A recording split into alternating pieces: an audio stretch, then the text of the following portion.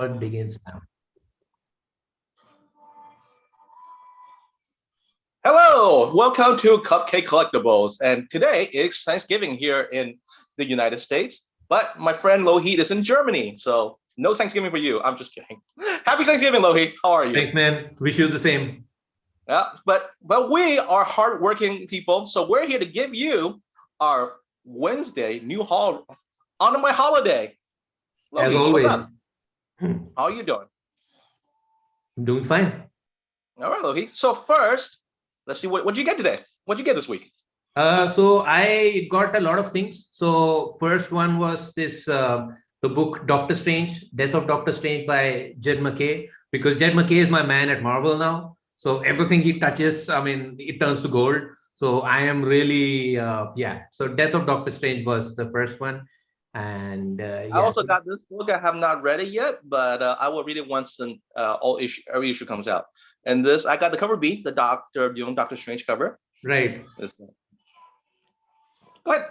All right. So let's start with Death of Doctor Strange. So as I said, it's by Jed MacKay. It's the third issue. So the whole story of this is about that, basically Doctor Strange is kind of, he's dead. And there's like an older version of him who has like a shelf life of a week from his past. So the Ditko Doctor Strange, he comes back and he's trying to figure out like who killed him and why did he die exactly. And because the current Doctor Strange, who is the Sorcerer Supreme, he's basically dead now. So there's no magical protection around Earth. So it's all chaos. So all the evil magical forces, they can basically, kind of come into our world and they can like cause all kinds of shit, basically. So that's what happens. There's this creature called the Three Mothers. Basically, they're like three different witches, and they have to feed this. On the cover of the book.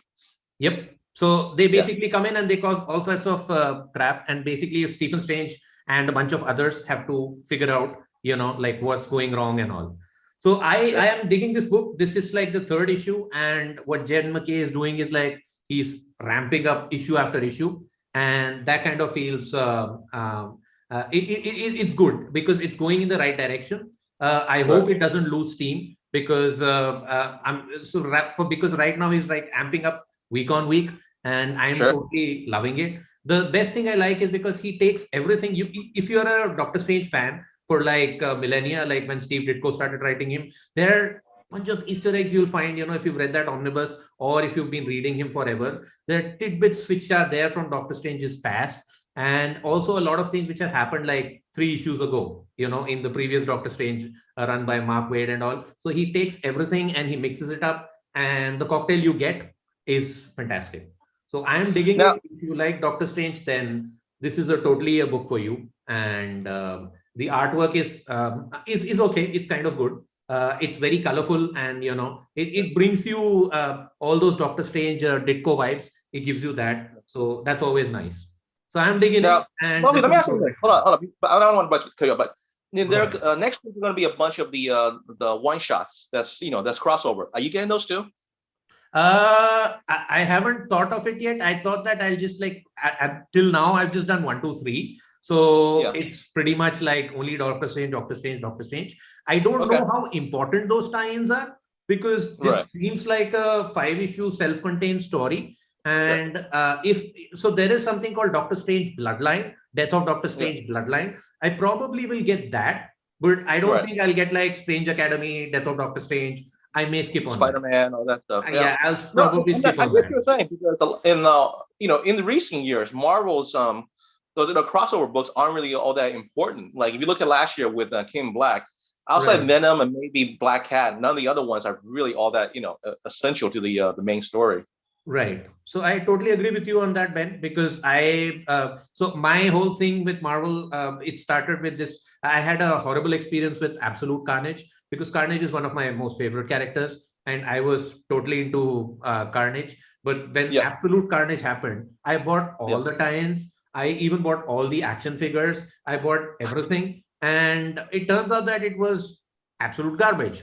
So I was a little bit let down on that event because I thought that, at least the main story would be good. But turns out that some of the tie-ins were better than the main story, like Absolute Carnage, Lethal Protectors. That was an Iron Fist story and a Misty Knight story. That was 3 issues, and it was better than the main event. And they keep on teasing that Null is coming, Null is coming. And I was always in my mind that, okay, finally Null will come. This is issue 5, Null will come. But no, Carnage got spines to eat. Issue number 4, something's going to happen. No, Carnage got spines to eat. Issue number 6, this is the final issue. Null is coming. Carnage got spines to eat and nothing else.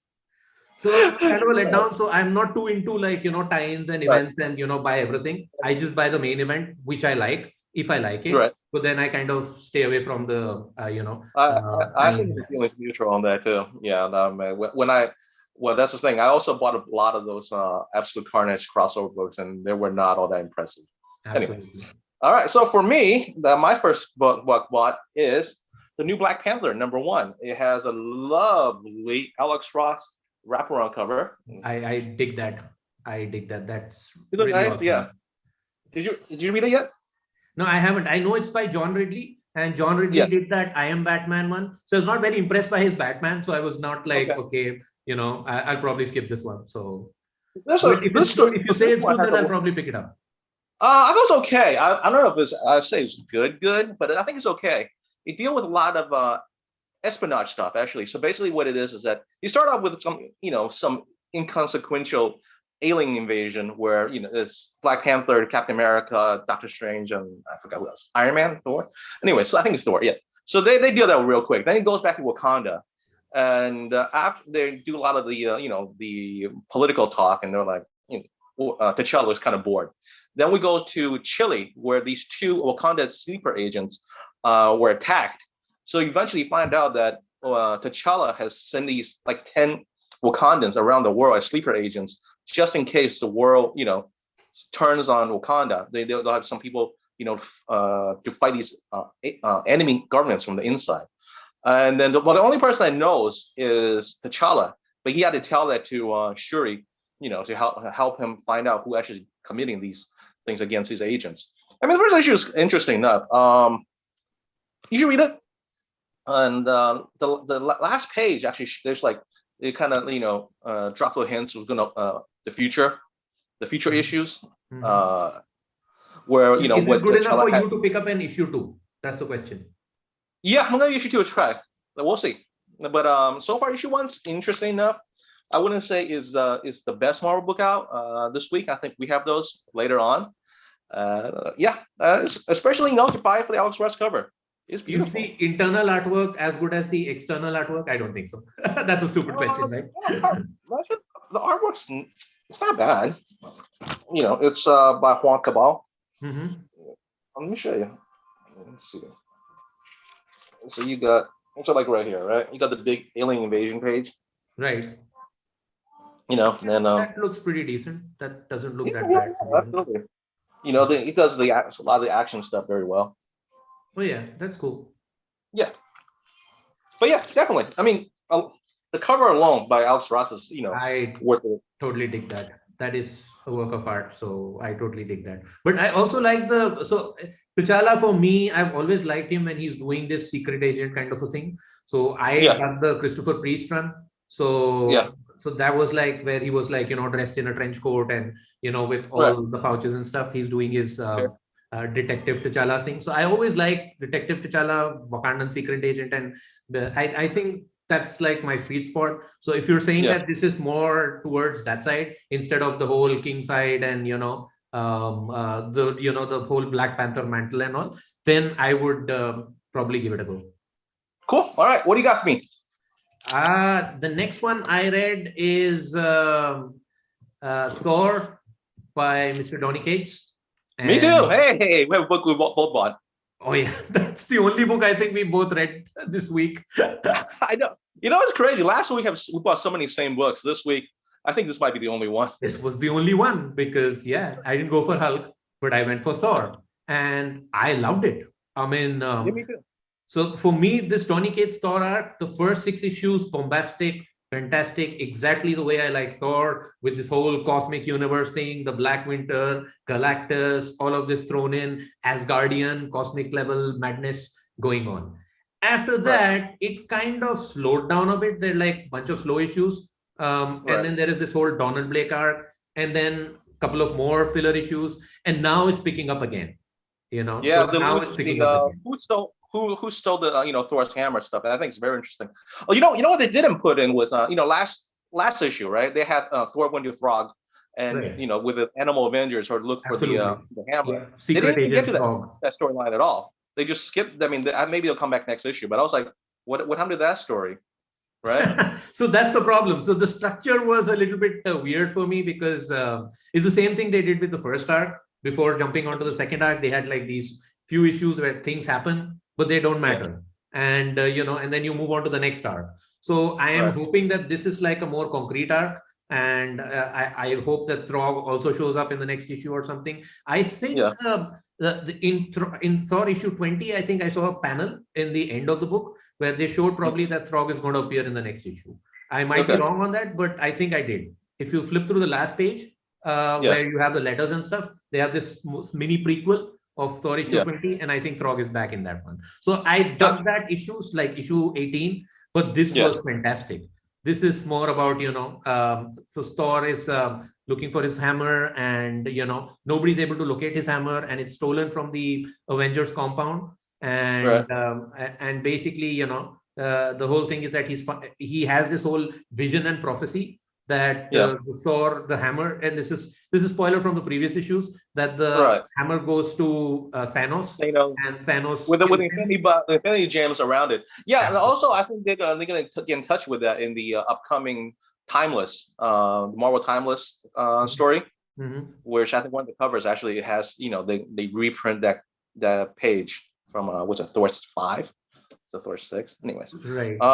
One of the things I was funny is that how unlikable King Thor is, especially that little thing. It's like he was giving a Sith attitude when that was bad, man. That was I was like, whoa, that's so unlike him. Like he's a little bit of a douche, but it's like, Sith, do my job for me, and you can't do your job. You can't locate my hammer, so do my job for me, and I'm out of here. Peace out. He also threatened, is like, I'm going to take this Heimdall's sword away from you.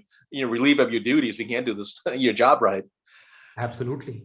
I was like, dude, what a jerk. Absolutely. But I think that's part of the plot, and that's gonna come and haunt him somewhere. That because there's this whole thing that he's the Thunder King reigning in black.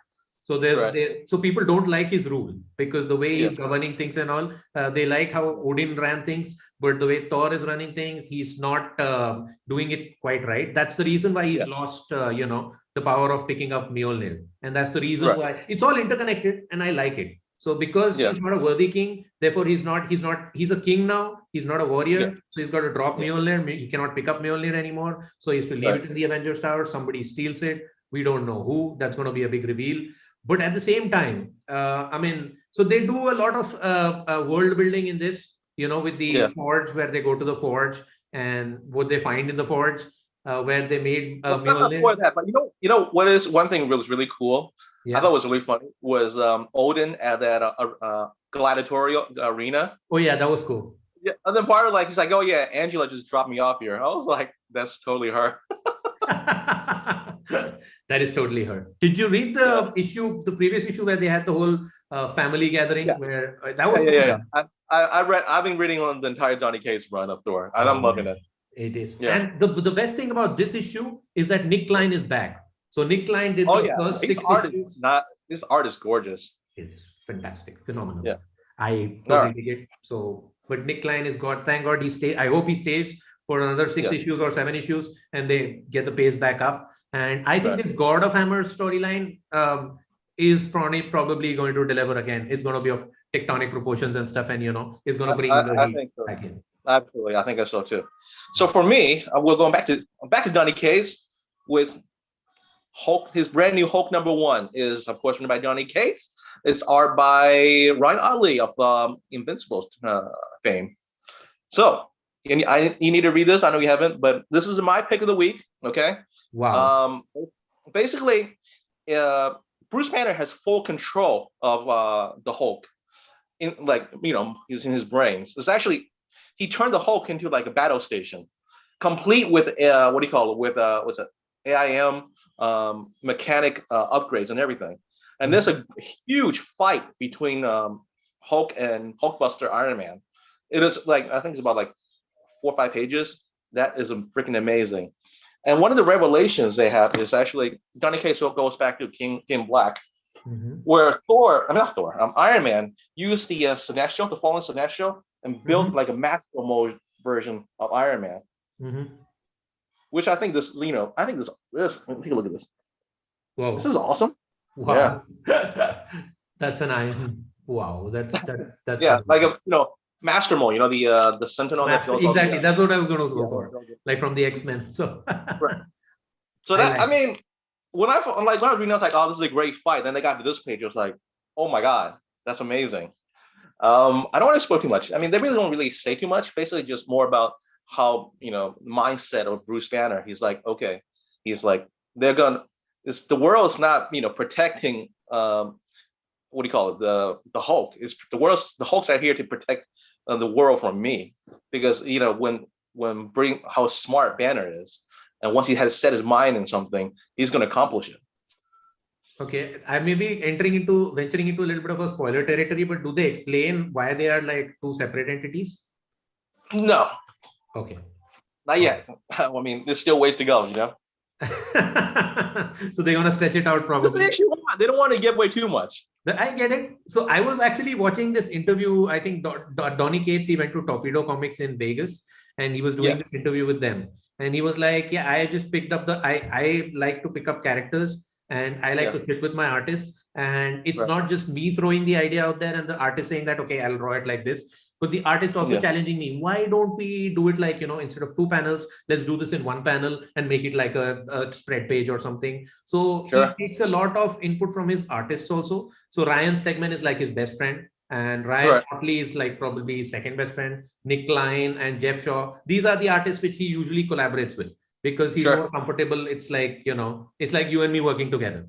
So they hit off each other quite well. So so I mean, so that's what he was saying, that for this Hulk run also, like we were just throwing ideas out there, and I think we picked up the best ones that stuck. So that's how he that's his creative process. And he also has a little bit of a Todd McFarlane in him, where he's like, chains are cool, let's put chains in there, and he'll just throw something out there. So I would like to see, was there supposed to be like a collab between Todd McFarlane and Donny Cates? On crossover, and I think he's going to do some Spawn universe. No, I want Spawn universe. That's what it was. I think I was supposed to work on some project based on Spawn. Yeah, he's going to write some issues of Spawn. So, but he's there. I mean, he brings in when he has to.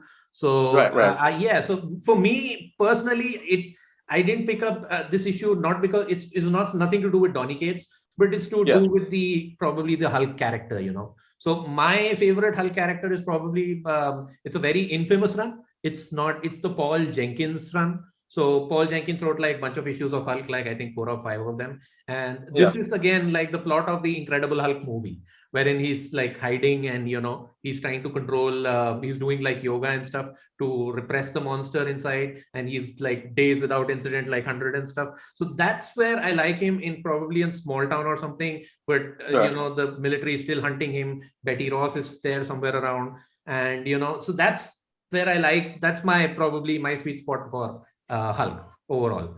And so that's what I look for. I like the cosmic stuff and other stuff also, like World War Hulk, Planet Hulk was pretty dope. But I started with Immortal Hulk. I did Al Ewing's run before this Donny Cates run.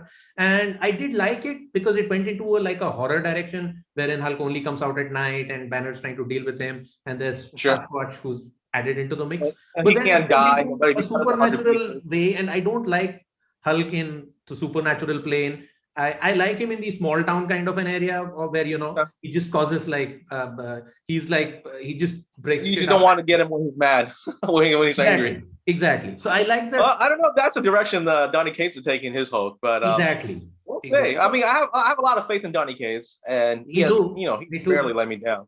Me too. But I like that turmoil, the man and the monster are the same, and it's the battle between the man and the monster. Now they've separated it out, so that's a different take on it. So for sure. But that's the reason why I didn't it was not like on the top of my list that, I definitely need to read it. But if you're saying that it's good, I will definitely try to at least read the first issue and see where it Cool. goes. All right, what do you got next? Next, I got the Hawkeye Kate Bishop. Hawkeye Kate Bishop. That was it was a strange pickup for me. I thought it was going to be a young adult book or something. I was initially hesitant, but because it was Wednesday and the Hawkeye show dropped in, so I just had to. And I like the character of Kate Bishop. So I've read the Kelly Thompson run, I've read the Jeff Lemire run, and before that, of course, the Matt Fraction and the David Ayer run. So I've read all of those, and I kind of like Kate Bishop, but I started Kate Bishop with Young Avengers. So I love Young Avengers. I love both the runs, the second one and the first one. And so I'm kind of in love with Kate Bishop. And I think I fan casted, Haley Steinfeld way before anybody was even thinking of her. So I had to pick this up. Perfect. She's perfect for it. So I had to pick this issue up. And I didn't know the creative team. It's Nycam, Balam, Junior, and Pierre. I've never heard of them, like on anything. So this is like, it's a issue one. So basically they retcon everything that happens before. So it's basically like Kate is heading back to New York. She's still in touch with her Young Avenger friends, Cassie Lang and America Chavez. But then she gets invited to this French chateau. It's like a resort by her sister. And I did not know that Kate Bishop had a sister, but I didn't know either. Yeah.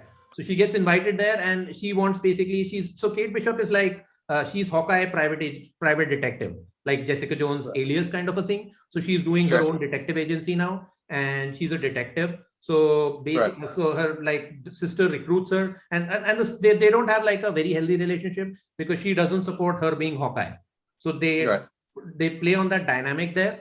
And there's some good action scenes featuring Kate Bishop and all, but and I want to see where it goes, because on this whole resort there's something shady, and Kate Bishop. Of course, that's always good. Right. Okay. Okay, interesting. Maybe I'll wait for the trade. Absolutely. So, all right. My next book is James Tynion IV, my favorite writer sometimes. Very nice person. No, just kidding. All right, second issue of House of Slaughter. I also bought, which I'm not gonna talk about. House of Slaughter won the new the second print. It's a beautiful Jay Lee cover. Anyway, brilliant. So House of Slaughter, as you know, is is flashbacks of the when Aaron Slaughter, which is the I think he. Who's a friend of Erica Slaughter in his early days. A lot of flashback scenes when he's being trained. His relationship, there's a person named Jace, who is also a member of the House Slaughter, but he's in a different division. Apparently, divisions between the monster hunters are feuding. It's like one try to one better than the other. And then apparently Jace did something wrong, and so the House of Slaughter is sending him to kill Jace. So that's what this book started. Then this flashback to how their friendship developed, eventually became lovers. And one of the things, crazy things, that if you're part of another house, another monster hunter house, when you have to join this house, you have to do this a huge ceremony. So this is they show the ceremony where have you read how much of everything of the main series I have read. I haven't read any of the tie-ins. Like the spin-offs, I have not read any of them. I have read Erica has this little doll.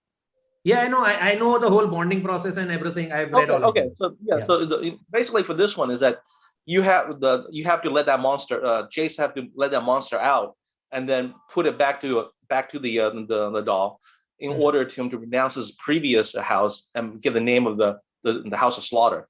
That was pretty interesting. So that's it. It's basically, not really that much things going on, just a lot of flashbacks. Okay. Yeah, so is it like a solo spin-off issue? So if I don't know anything about House of Slaughter, can I pick this up, or do I need to know like? You need issue 1. You definitely need issue 1. Oh, you definitely need issue 1. I mean, this is issue 2. I think I'm not sure Something Killing Children is over, because that's it. They're not releasing Something Killing Children. They've just been doing House of Slaughter. Really? The main series is kind of on hiatus or something? I think so. If anybody, watching this know what's going on with something killing children, please comment below. I would like to Yeah, know what's going on. I totally agree. So All right. is it Substack? Is it another Substack thing wherein because of Substack everything gets pushed from? Oh, come on. I don't Oh know. man, I should ask him when I saw him a couple weeks ago, huh? You should have. Like, what's going to happen to all of these issues from all of these publishers which we are reading? Right. And I am Right. not subscribed to Substack. I don't even know if I want to, because I don't know. Like, what's he going to put out? Because I know that Scott Snyder put out some things for Comixology. Right. Did anybody read them? I don't know. So Somebody in our group did. I forgot who. I think Craig McDonald from Cupcake Craig, he did Yeah. read them, Yeah. but that's Yeah. it. But I didn't hear anything, any buzz or like, oh, this is the new book. Nobody reviews Right. them. I didn't see them in any comic shops. It's a different world they're moving to. So, it's a digital world. It's a completely Right. different world. So I don't know how that transitions to, people like you who go to the LCS every week and, pick up that physical copy. And then, I don't know how that translates, how that's going to work. So, let's see. All right. A What do you got? mystery. What's the next book, buddy? So next, I think that was my Marvel run. I'm going to move into DC. So Yo, I'll do a lot more books than I do because I only got 3 books left. So you got to do a lot of talking. that's fine. So in DC, we had zombies, we had vampires, we had reptiles. Which one do you want to go first for? Pick one. Is DC a month behind? Are we still doing horror movies? They didn't get the memo. So let's do actually, what's really do Batman and Reptilian. I mean, okay. got that is, Liam Sharp, you can't go wrong with that team. Absolutely. So as you rightly said, you can't go wrong with that team. So this is the final issue of Reptilian. So so the big reveal, the big plot reveal, the big plot bomb drop was in issue 4. So should I go ahead and say it, or do you want me to do it now? But let's not go to what do you call it? Okay. So the thing is, the basic plot line of this entire 6-issue run, and it's an Elseworld run, so it does not matter in the main continuity. That's the first thing you got to know, is that somebody is basically killing all the Batman rogues gallery. And that includes big people like Scarecrow, Joker, and, somebody's really hurting them pretty bad. And they've got these cuts and bruises, and they've got, and their henchmen are all their limbs are torn apart and everything. And nobody knows why. And Batman has to figure out why, and it's all tied up to Killer Croc in some way, because reptile, and so it's something to do with him. And the thing is that the Batman is really you were thinking that Thor is a badass in his comic to save. Wait till you see Batman Reptilian and you see Garth and his Batman, because he's this is the fully, you always think about, this is year 1 Batman. He doesn't know everything. He's just learning. This Batman knows everything. He's 50 steps ahead of everybody. He can do all the psychological psychobabble. If you're going to think, he's going to think 10 sentences before you say anything. He's always, prepared with the remark.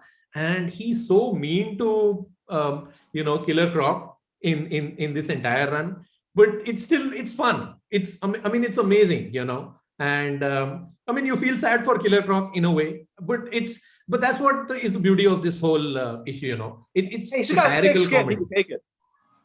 And and the artwork is amazing. So Liam Sharp, he does this painted kind of artwork. It's kind of reminds me of those Legends of the Dark Knight kind of issues, kind of Arkham Asylum. It's painted artwork and it's phenomenal.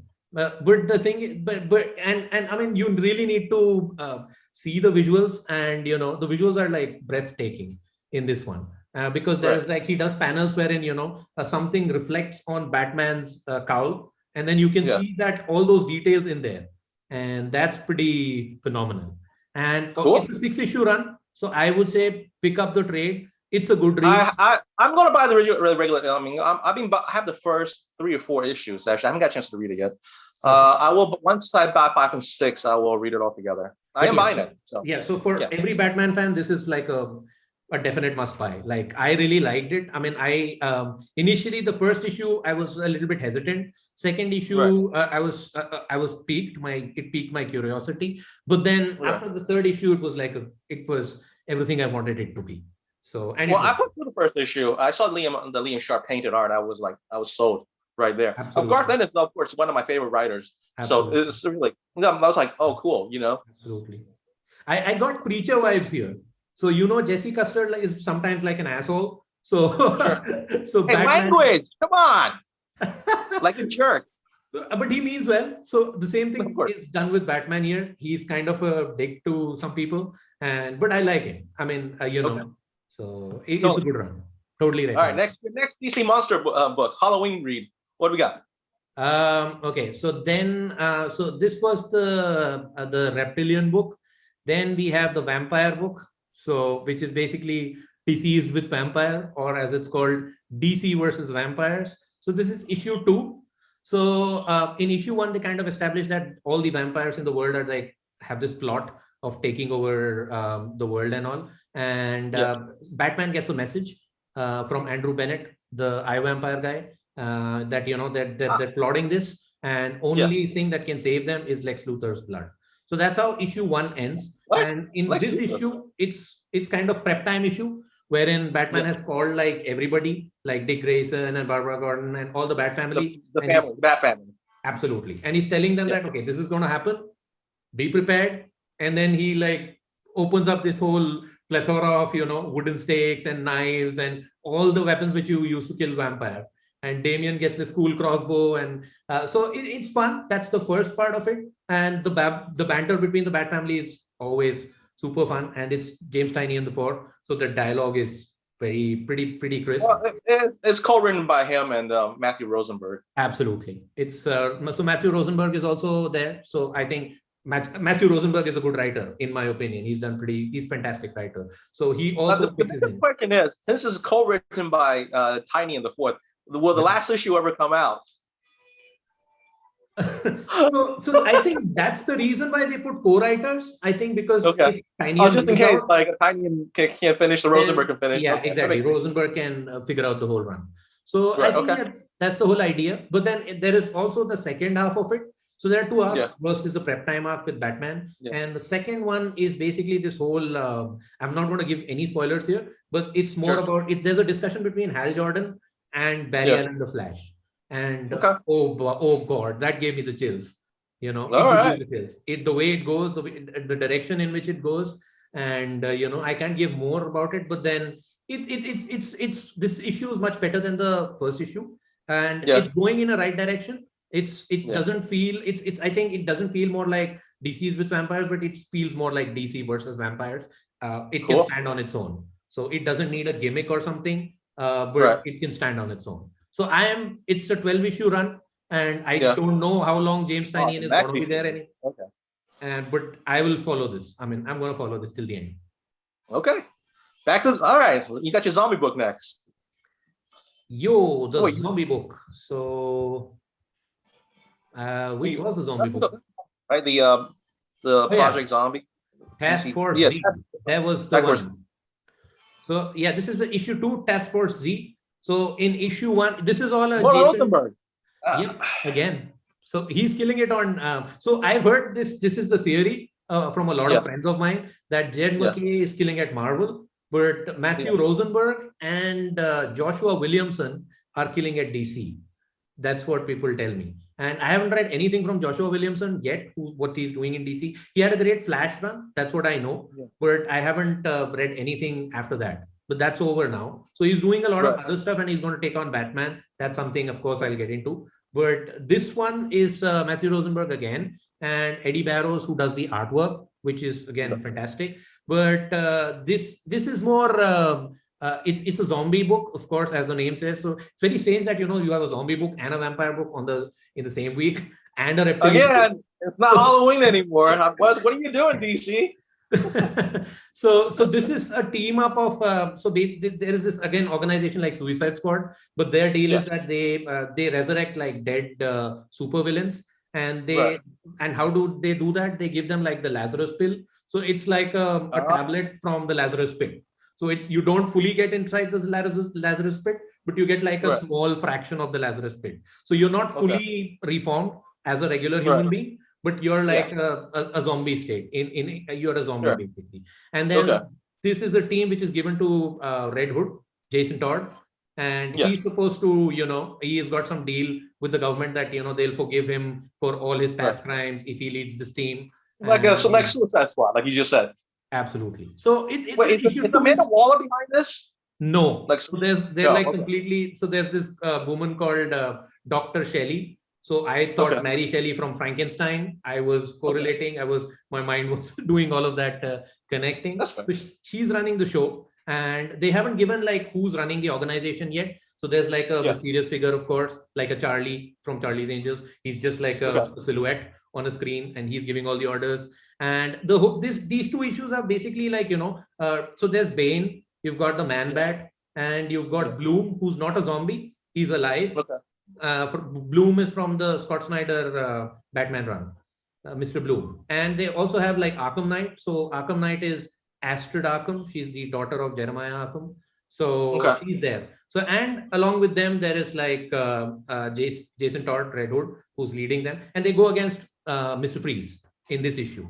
And it's a mission. So they get like missions in every issue, and they learn more about, the zombies and all, how they're behaving, and, what Jason Todd has to, do to be a leader for these zombies, and, how he has, it's good. This issue 2 is like, it got a lot of stakes that, so they are pumping it up. I will still, go for a few issues like 3 and 4 before I decide whether it's like a really good book or not, but I'm enjoying, I'm having fun with it. Is it miniseries or is it ongoing? I am not sure. I think it's an ongoing. Because they have not announced that there is like a 12-issue run or something. At the moment, I think this is not Black Label. So this is like regular DC. Oh, this is regular canon. No, it makes sense because like Bane and Man-Bat were killed by doing the what do you call it? Doing Batman when Arkham Asylum. Joker A-Day. That's when Bane and Bane they died. So, but they're back here. But that's the thing that bothers me for this particular book. Like you've got like Kirk Langstrom in Justice League Dark. He's one of the most brilliant scientists in the planet. He's not just Man-Bat, but he also has this other persona. And Bane is like, he's one of the most, he's not only just this, bumbling monster with venom and all. Supposed to be like the evil version, the original evil version of Batman. The way he was, introduced, basically. Yeah, but that's why Nightfall. He knew who like Bruce Wayne was Batman right away. He's like, that's Batman. Yeah, but over the years, especially in the movies, they made him like into like more like a muscle henchman than actually a guy with a really smart mind. Absolutely. It's unfortunate. Yeah. So they miss out on the strategist in Bane and the scientist in Kirk Langstrom in Man-Bat. Right. And they're just like these monsters who are there and they're like eating people. And Jason Todd is like, hey, give them a little bit less dose next time because they aren't behaving the way we want them to. It's okay. I mean, but it's more Red Hood. Red Hood is like the heart of this book. So if you like Jason Todd, Red Hood, then this is the book for you. And they give him a lot of character. And, he's trying to redeem himself and all. And Astrid Arkham was a surprise on this book. Bloom was a surprise in this book. Because Bloom keeps on disappearing. He doesn't fight because his powers are like powered down. So he just disappears. He's the strategist in the fight. So he's telling, okay, now I think you should focus on this guy. Now I think you should hit that tower so that it disables this. And so Bloom is an interesting character in this one because I don't know where he'll go and going forward. So that's interesting to me. But Man-Bat and Bane totally not used well. Maybe they'll give them full they'll be more important. Absolutely. So you got more DC books for us this week? No, that's basically it from DC. I only picked like 3 books from DC, from Marvel. And you want to do the next one or do you want me to go? Yeah, sure, I'll do the next one. Well, we'll go to Image and I got Radiant Black number 10. Now are you reading Radiant Black? I have the first trade paperback, but I haven't gotten to it yet. I know it's more Power Rangers kind of a vibe, where you have this red and blue and green Radiant or something. So you remember what happened, right? I mean, I think issue 4 is when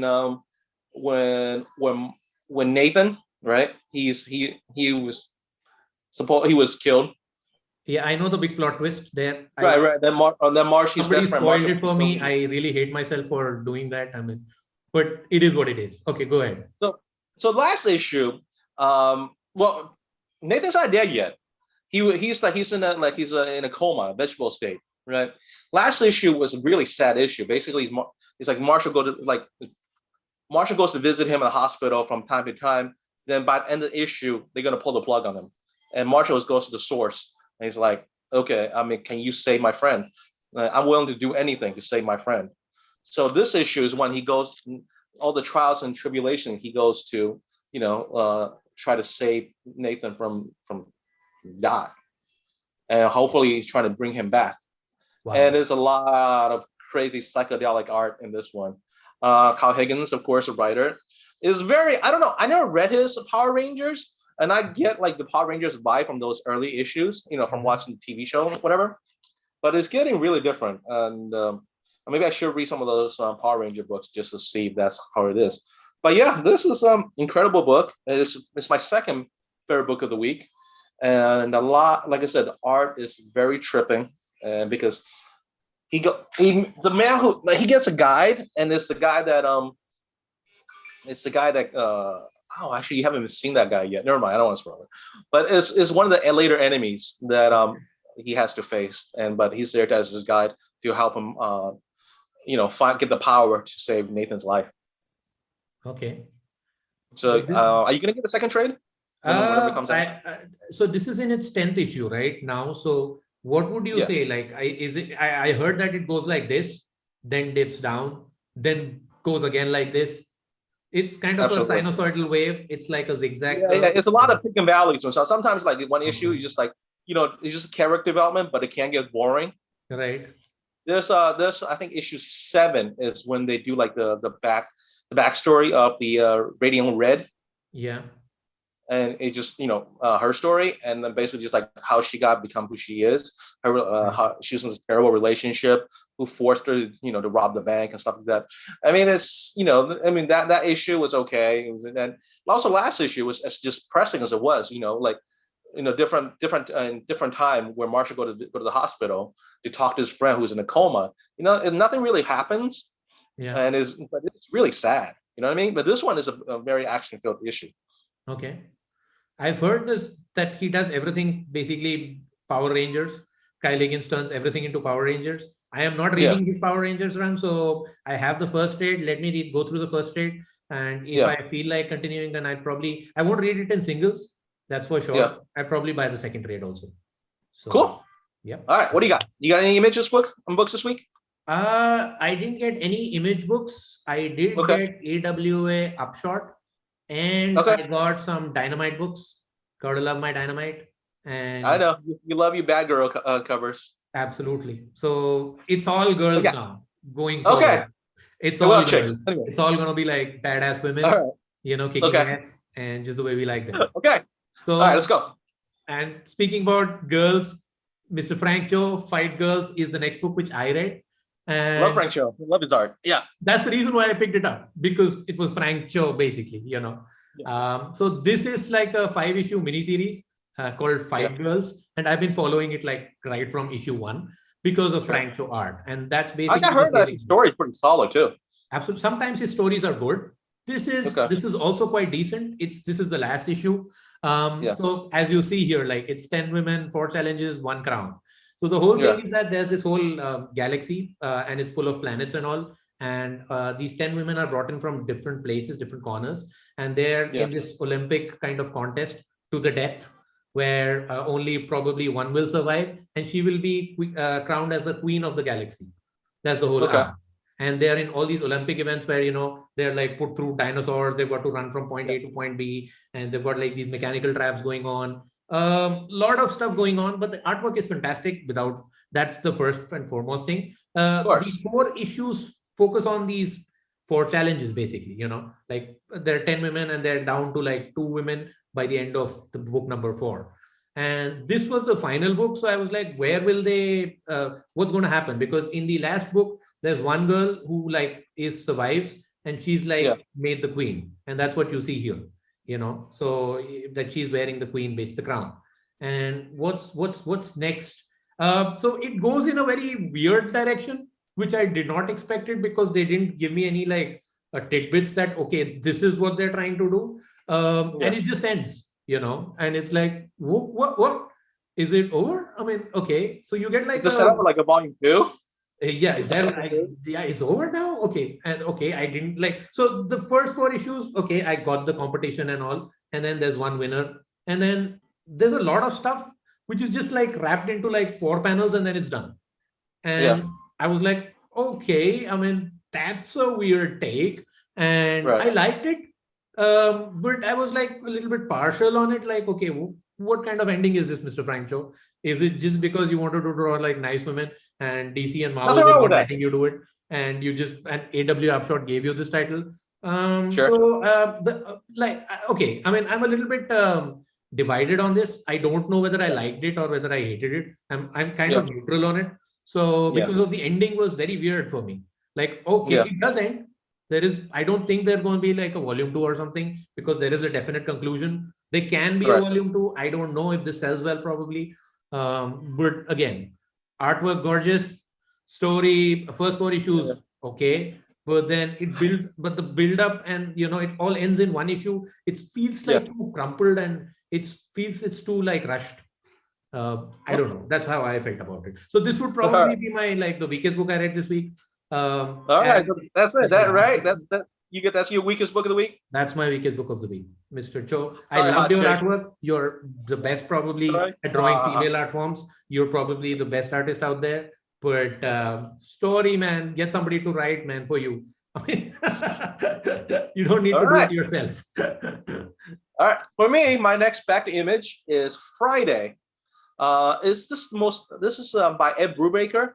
I think this is his first project that's not with Sean Phillips in a long, long time. Also, it's not in a collected edition, not what do you call it, graphic novel form like these other, others like Pulp, Oh, okay. Prime. All right, one more thing. I don't know when issue 2 comes out. I try to find information on when issue 2 comes out. It's not next month. It's not the month after. So I don't know what the deal is. Again, anybody who watching this video know any info on the second issue of this book, please comment below. This is a supernatural detective story with 2 friends, Friday, the main character, named after, the book's after, and her friend, I think it was Lancelot, something like that. Okay. Apparently they've been like playing, Hardy Boys and stuff and studying supernatural cult stuff since they were kids. And then she goes to college. She comes back for a Christmas vacation, and she's got involved in sort of catch this guy who's dealing drugs. And when they find him, her and the police finds him. He's in the forest, like carving like weird like ruins onto this tree before they catch him. Then she's like, and then apparently the town where she's living in a small town in New England. I forgot which state it is. Anyways, she's basically this town has a history of human sacrifices. Wow. It's very much like Game of Thrones, where they sacrifice like infant to like the older gods. Okay. So That's cool. they really get deep into it. So basically, after they capture this guy, she's just like outside the hospital. She's thinking, she's like, oh, I got it, and then that's how the issue ends. So I'm really curious what issue 2, is gonna. I'm really about reading. It is Brubaker, who's really good at this stuff, detective stuff. I don't know when issue 2 comes out, but hopefully sometime next year. But this issue 1 had me really intrigued. Okay. Now I know this. Also, this is what do you call it? A comic shop day exclusive. So that's why you probably didn't see it on the preview on the Diamond side. But yeah. But I didn't know it was in existence. I did not know Ed Brubaker was working on this. I know he did this whole Reckless series. So Devil by something and all. But I knew he was working on that. I did not know this new title was coming in. I did not know it was. Me too. I didn't know this until last week when I was doing my pre-orders. I was like, Brubaker, okay. And then it was like issue 1. I'm like, issue 1. He doesn't do these. He hasn't done it like a single issue series since Kill Will Be Killed, which was like, what, 4 years ago? Absolutely. Yeah, yeah, that's true. All right. So back to your hot chick. Okay, back to the important stuff. I'm just kidding. So I'm into Dynamite these days. So I just like their characters. For some reason, I've like, I always loved Red Sonja.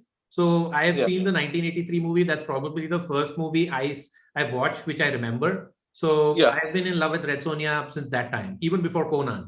So I did not know who Conan was, but I knew Red Sonja. So she was always like kind of, a childhood boyish infatuation for me. And so I love reading Red Sonja. And so Red Sonja is probably one of those main Dynamite characters, along with Vampirella and Dija. They also have like 100 different covers every issue. Absolutely, man. And all of them are brilliant. So Red Sonja is currently having 3 ongoing series. Amanda Connor does that. That's nice. Absolutely. That's Amanda Connor and Jimmy Palmiotti. So, they're a couple. They've been together for a long time. Invincible Red Sonja run. Okay. Other than that, there is a Red Sonja book, which is being done by Mirka and Adolfo, who's also doing quite good work now. And at the same time, there is this Sonja Versal run, which is a 3rd book. So that's basically a multiverse of Red Sonjas. So there are these 3 books. And this is the Invincible Red Sonja. So this is like an ongoing title. This is the 6th issue of it. And it's going to go further. So this is about like, Red Sonja is basically there's this magical wizard who basically sacrifices himself in this whole noble land, and he curses the land. So the land is like exploding. There's a volcano which is erupting, and Red Sonja has to get this prince and princess out of the city. And meanwhile, she encounters one of her ex-lovers. And you got to feel for that guy, because he basically wanted kids with Red Sonja, and Red Sonja didn't want kids from him. So he tries to be, a little bit harsh on her. He tries to force himself upon her, and she cuts off his dick. That's the whole thing. And he's like after revenge, after Red Sonja for a long time, and he makes an appearance. So the dynamic is between him and Red Sonja, and meanwhile, these prince and princess trying to escape this whole land, and Red Sonja trying to help them out. So it's kind of like everything is exploding. It's very action-packed. Like very action-packed. Very action-packed. So like, like blood and guts and everything. And that's what I love about Red Sonja, because she's got this, the whole thing about her is that, that she cannot be killed because the only person who can kill her or sleep with her is basically the person who can defeat her in battle. And so she's got this goddess's a spell on her, or goddess's boon on her. So even if you cut her, that her wounds will heal. But she's like Wolverine. She's like just, armies of people on her, and that she's like slicing and dicing them. And that's how I like her, to be honest. Funny you said that. The back in like the 90s, right, when Marvel still had rights for the Red Sonja character, they did a What If issue, whereas What If Wolverine fought Conan, where Wolverine ended up actually, marrying Red Sonja. I know. And Conan ends up in the future with a super skull, gets his hand chopped off. I have read that. I have the single issue. Do you know that? Me too. I have the single issue of that. So that was my favorite What If issue. That, and if Silver Surfer had, What If Silver Surfer had the Infinity Gauntlet. Those are, I don't have that issue. I'm hunting for it, but it's pretty expensive. Well, I don't want to get off track here, but I heard that next year Marvel's going to release those the 90s What If collection as omnibus format. All of them? I guess it's probably the first 25 or maybe 30 issues, something like that. Because the 90s What If was like really good, because it was like, it had stakes. 80s and 70s one was okay. But the 90s one was like really where you felt the gravitas, where you felt. Where like a lot it's like a Tom Taylor book where a lot of our favorite hero gets killed. Precisely. And that's what I like. So I have the Conan one. I totally dug that. Red Sonja was fantastic in it, and Wolverine marries her, and I can see why that happened. And I was like totally rooting for them. Like, yeah, Wolverine and Red Sonja, yeah. So slice and dice.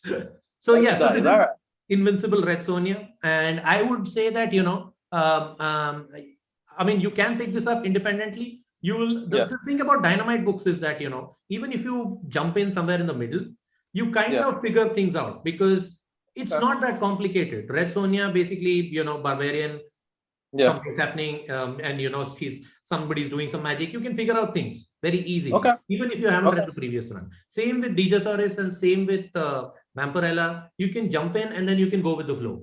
Easy. That's what I like. It's accessible. That's what I'm trying to say, and that's why I like these Dynamite books. So for the second Dynamite book, which I read this week, was Your favorite GIF, Benji? Can you guess? Vampirella? No. That's not your Sacred favorite Stick? GIF. What is your favorite GIF?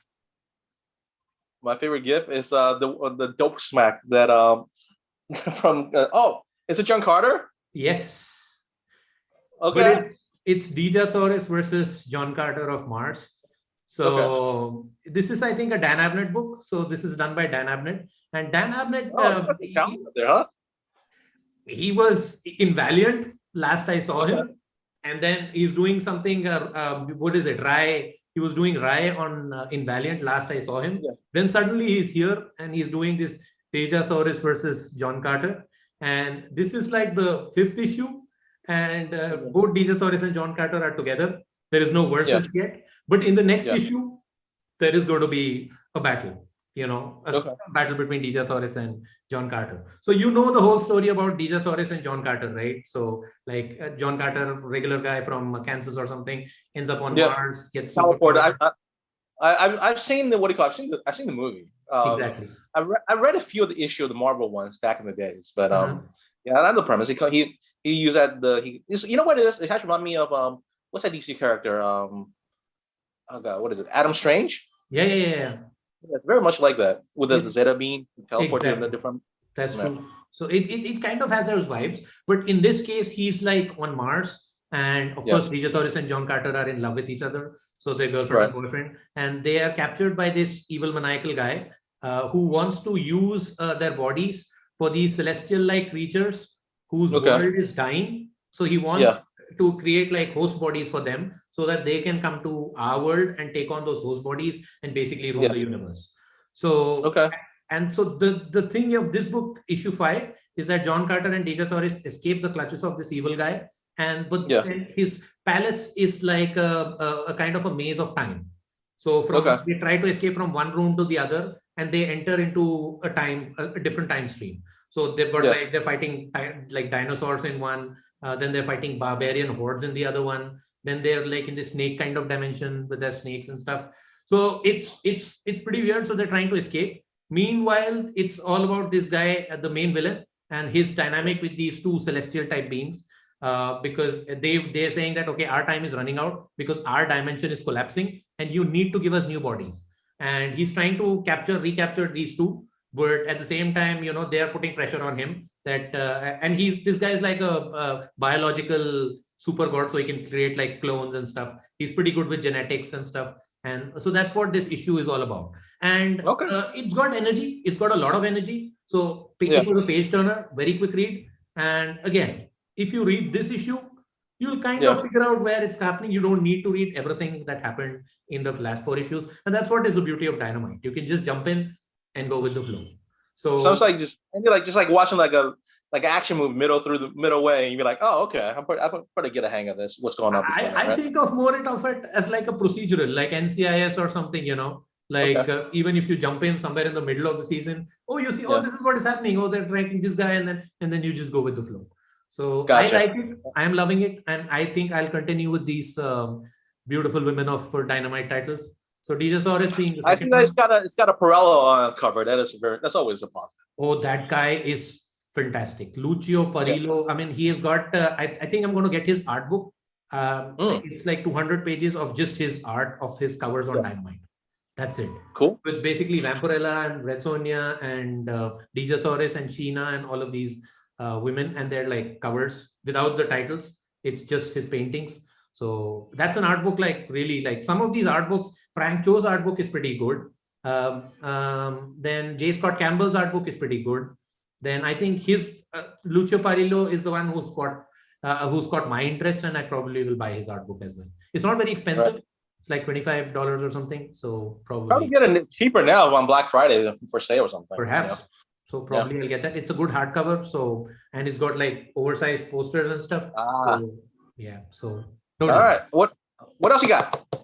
And this is probably the last thing I read from the last thing from my poll. So I read like 11 books this week, and the last one, it's a kind of a lighter week for me.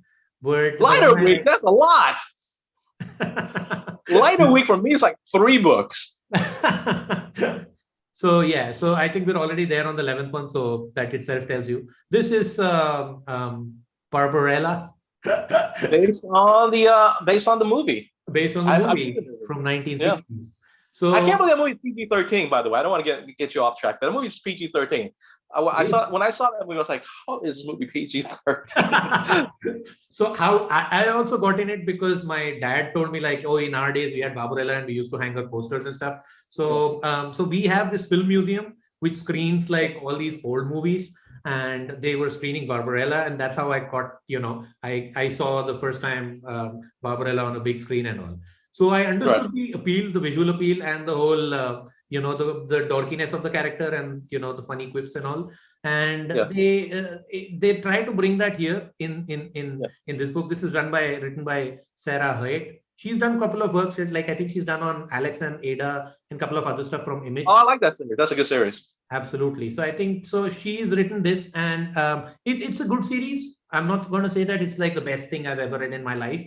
It's a good series. Right. I mean, it's like a good science fiction epic. So Barbarella is this like beautiful girl, and everybody just hands everything to her because she's pretty, and she gets into trouble, and then the weirdest Just way like the she movie. gets out of them. Like, and how the movie is. So that's what this book is about. They don't do like too much of I own the movie on Blu-ray. I've seen a few times. so then so I know. so they play around with her sexuality a bit here, but it's not like grotesque, or it's not like it is a PG-13 book, so It's artsy. It's very artsy. it's very, it's very, but you still get the vibes of what they're trying to do, and they have like these tidbits and Easter eggs dropped, so then Right. that okay, what this means and all, and she does do a lot of guys, so that's what Barbara is on. So she even does an AI, man. So her boyfriend in this series is like an artificial intelligence angel. And I mean, it's berserk and it's bonkers and it's fun. It's fun. That's the reason why I read these things. Sometimes you don't need the narrative and the art and all. Sometimes you just need like A brainless comic fun book. read. I get you. Absolutely. So one and done, kind of fire and forget. One and done. All right. So last book, since it is Thanksgiving, my last poll is Turkey Day. You're talking about dumb and fun. Here we go. Turkey Day. So premise of the book is aliens coming to Earth. They take over bodies of turkeys initially, but later on they take over bodies of other animals too, and they kill people. It's easy. They kill. One of the things that it takes place like start off in this small town. Actually, one of the things is it's pretty. I thought it was pretty good. Is they put out this play about the where the Pilgrims first come to America, land on Plymouth Rock, and meeting Native Americans, and the way like the script is totally ridiculous and it's quite offensive too. And the writer of the play is like, "What did you do with my script? This is not historic accurate at all. Quite frankly, this is offensive." They make like they had the only Native American in town doesn't even get a character role. He plays a tree. You're like, you have the only Native American in town. He's playing a tree. Doesn't even get like play a Native American. What is wrong with you people? Oh my god, this is like totally bonkers. Actually, oh yeah, absolutely. Oh yeah, I didn't believe when you told me that there's a book called Turkey Day. And I had to ask you, like, who's the publisher of it? Source Point Press, yeah. Never heard of them. Never heard of David Hayes. Never heard of Brian Dunphy or Dan Gorman. Neither have I. But anyways, so overall, I think that is a fun read. And so when the aliens come to Earth, they go inside Turkey, either like eat one of their eyes and go inside, and then they start to have some telepathic powers. Eventually, they take over the world, and the end is great. And they eat people too. So the end, let me show you, because I don't think people care about spoiler for this book. Nobody knows this book exists, so go ahead, go bonkers. Let me show you the last page, all right? Here we go. So the turkeys having Thanksgiving dinner eating human. It doesn't get better Thanksgiving than that. It does not. So, I mean, this... Unfortunately, I am thankful to you, Benji, for showing me that. I truly am thankful to you. So, I know Hulk is my pick of the week, but man, you want a fun, stupid read? Turkey Day is the one for you. Or If you get, like, Barbarella. Go berserk. And that, my friend, is that we're coming to the end of our video. Thank you for watching. What have you read this week? If you want, comment below. And once again, thank you. Happy Thanksgiving for everybody who celebrates it. Happy Thanksgiving. Comment, and subscribe to our channel. All right. We also have a Facebook group. We also have a Instagram account. We also have a Twitter. So follow us there also. And you can have a lot of fun there. So there are like posts going all the time. So, you know, a lot of crazy people. Yeah, we're trying to get you. That's why I subscribe, hit that notification bell. Whenever we have new material, you'll be the first one to be notified. Material. Enjoy your turkey, eat and get fat like me, and enjoy your day. Thanks, guys. Hi, Lohit. See you next week. Have a good one. Thank you.